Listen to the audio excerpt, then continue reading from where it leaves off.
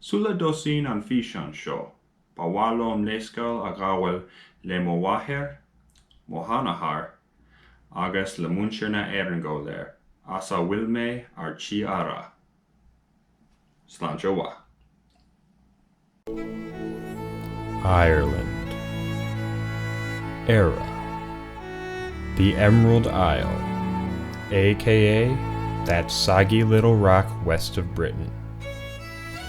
It was in these mist-shrouded, rolling hills that monks distilled the very first whiskey.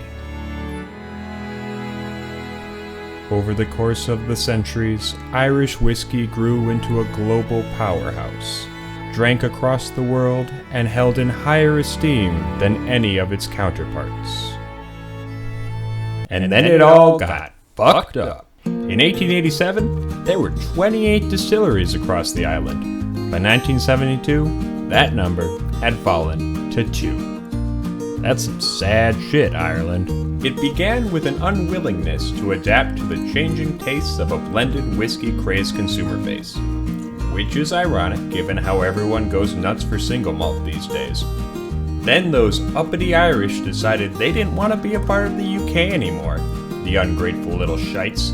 Not only did the War for Independence lead to the loss of one of Ireland's main export markets for whiskey, it was immediately followed by the Irish Civil War, which began when Liam Neeson and Alan Rickman got in a fistfight over a piece of soda bread. Oh, did somebody have a civil war that led to decades of ethnic and regional strife? You know who else had that? America! And our whiskey industry made it through just fine. Everything else is still kind of shit, but whiskey's doing A-okay. To be fair though, the US really did screw over the Irish whiskey industry with that whole prohibition thing. It was kind of the nail in the coffin because it cut off another export market. God, prohibition sucked. But now the Irish are back in business, and their whiskey is the fastest growing category in the world, with over 30 distilleries making Irish whiskey. Or as they call it in Irish, Ishkabaha na Alban ach gan na the roji. So if you don't want to get in an argument and or fistfight next time you visit McGranagrakanakanakanakan's pub and unlicensed butcher shop, you better be ready to pretend you love some Irish whiskey. And that starts with understanding the kind of people who drink it. They generally fall into 4 types. 1. Dipshits doing shots of Jameson. Yeah, bro! Yeah, bro! Doing shots of J-Mo, bro! Doing shots of J-Mo! Gonna get fucked up, bro! Gonna get real shit-faced, bro! Yeah, having to hold a conversation with these shit fuckers really isn't gonna be the problem. The problem is gonna be avoiding the geyser of vomit that spews out of their mouth as they careen around the room like a drunken top. They may demand that you have a drink with them, but they're gonna be way too pissed to realize that you poured it on the floor. But now let's talk about the second group of Irish whiskey drinkers, one that sometimes crosses over with the first. Type 2. Plastic patties. You know, the guy who dresses up like this on St. Patrick's Day and loves to tell everyone about his Irish heritage because his mother's friend's grandfather's wife's postman's boyfriend's half-brother's dog came from Limerick. Drinking Irish whiskey for these folks isn't actually about the whiskey. It's about affirming and broadcasting an identity. They're definitely going to lecture you about how the Irish invented whiskey. They're going to tell you about their big plans to travel to Ireland and see their ancestral homeland. And they're probably going to talk about how that one Macklemore song inspired them to rediscover their Celtic roots. It's going to get old fast. But don't worry. It's really easy to keep these guys from guessing that you don't give a damn about whatever tepid little Irish whiskey they're drinking, simply because they don't know anything about it. You can make up entire histories about Irish distilleries. They ain't gonna know the difference. You know, Cooley was actually founded by a group of Irish outlaws on the run from the British Army. They met Lucky the Leprechaun on the slopes of Mullaghly Jackoff, and Lucky gave them a pot still that could only be operated by a true son of Erin. I completely believe you because I am an ignorant plastic patty. Type 3.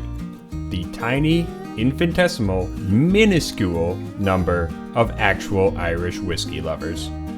Alright, let's talk about this third group. They're tough. They're the lifers, the dedicated Irish whiskey nerds. And let's face it, they've been waiting a long time for Irish whiskey to come out of the shadow of Scotch, and they know their shit. These motherfuckers have the Irish technical file on their phones, even though they already have it memorized. They know where every new distillery is in the production process. While you were sipping on bourbon like a dumbass, they were debating the current definition of pot still whiskey vis-a-vis the lobbying efforts by Irish distillers and Pernod Ricard on the Irish government. They're sick of you treating their whiskey like an afterthought, and just like any ignored fandom, they have gotten hardcore. But luckily all Irish tastes like a overly distilled shadow of a Speyside malt, so like, you can just tell them it tastes like honey and butter with like a spicy bristle, and I don't know, maybe some raisins or shit. Irish whiskey is so bland, they're just gonna be happy that you said it tastes like anything. Oh, and the fourth group, I nearly forgot about these guys. They're Conor McGregor fans. They're basically just group one, but half as intelligent and twice as violent. Basically just a bunch of criminally inclined psychotic Dubliners. Much like Conor McGregor himself, actually. Have fun threatening me in the comments, you emotionally stunted, easily offended Jackeens. Remember that time Conor McGregor punched that old man in the face just because he wouldn't drink his shitty whiskey? What a complete douchebag. And there you go, a comprehensive guide to faking your way through a conversation about the runner-up in the British Isles whiskey competition. Don't worry though, if history has taught us anything, it's that the Irish can't keep a good thing going for very long. So this rise in popularity will undoubtedly fall to pieces just as soon as everyone remembers they can drink whiskey that actually tastes like something. But until then, make sure to stay tuned, stay safe, and stay rotten.